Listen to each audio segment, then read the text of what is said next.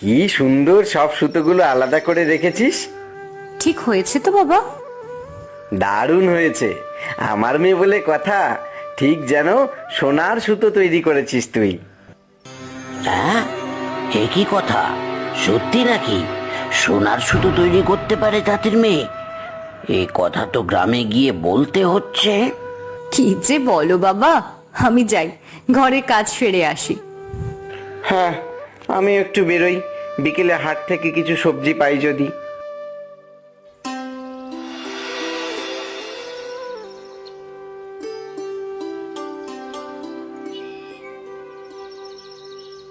তাই তো বলছি তোমায়, দেখো এই বিকেলে হাট বসে কত সুবিধে হয়েছে। হ্যাঁ, তা তো ঠিকই, সকালে তাঁত চালাতে চালাতে সময়ও হয়নি।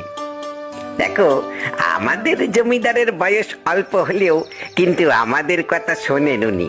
সবাই মিলে গিয়ে বিকেলে হাট করার কথা বলাতে রাজি হয়েছেন। ঠিকই, আমি ভাবতে পারিনি জমিদার বাবু রাজি হবেন। ভালো লোক, গিয়ে বললে সবার কথাই শোনেন। আচ্ছা, একটা কথা শুনলাম আজ গ্রামে তোমার মেয়ে নাকি সোনার সুতো তৈরি করতে পারে। হ্যাঁ, কে বললো? আরে লক্ষণ, ও তোমার বাড়ির পাশ দিয়ে আসার সময় শুনেছে। সত্যি নাকি ভাই? আরে, লক্ষণ যে কি শোনে। আচ্ছা, ওই যে আমার বাড়ির রাস্তা, আমি আসি এখন, আবার গিয়ে শাড়ি নিয়ে বসতে হবে। তাঁতি ভাইয়া না করলো না।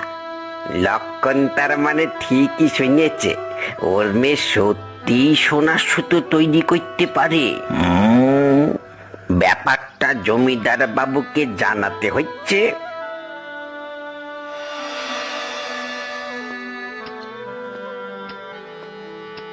কি বলছো তুমি জানো? আজ্ঞে হুজুর, আমি জেনেই বলছি। এরকম হয় নাকি? মানুষ নিজে সোনার সুতো তৈরি করতে পারে নাকি? আমিও তো তাই ভেবেছিলাম, শুনে তো বিশ্বাসই করিনি। তারপরে তাঁতিকে জিজ্ঞেস করলাম। তা সে কি বললে? হ্যাঁ বললে? নাও বলেনি হুজুর। আচ্ছা, দেখতে হচ্ছে ব্যাপারটা।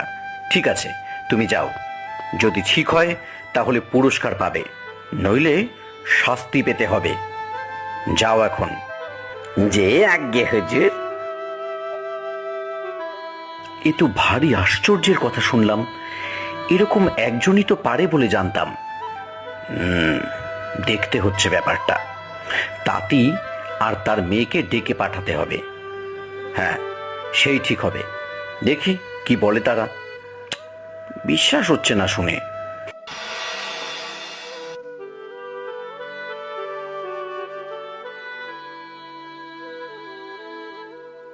দেখো, সত্যি করে বলো, কি ব্যাপার?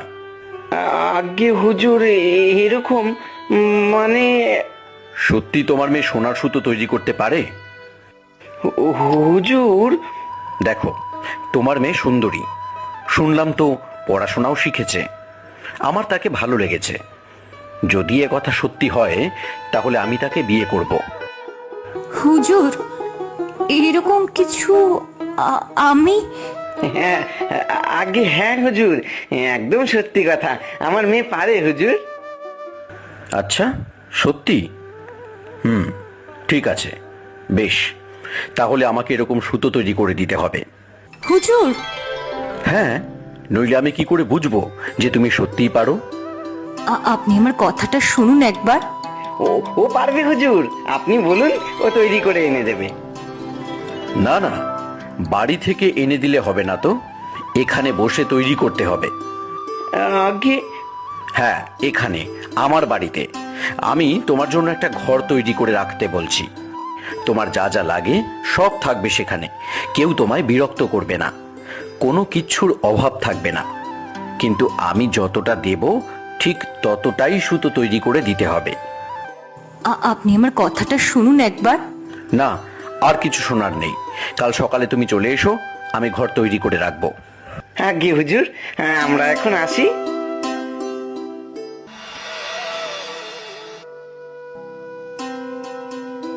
বাবা, দেখলে তো কি হলো, এবার আমি কি করব? সত্যি যেরকম কিছু পারি না। তুমি তো জানো। কেন বললে না সে কথা জমিদারকে?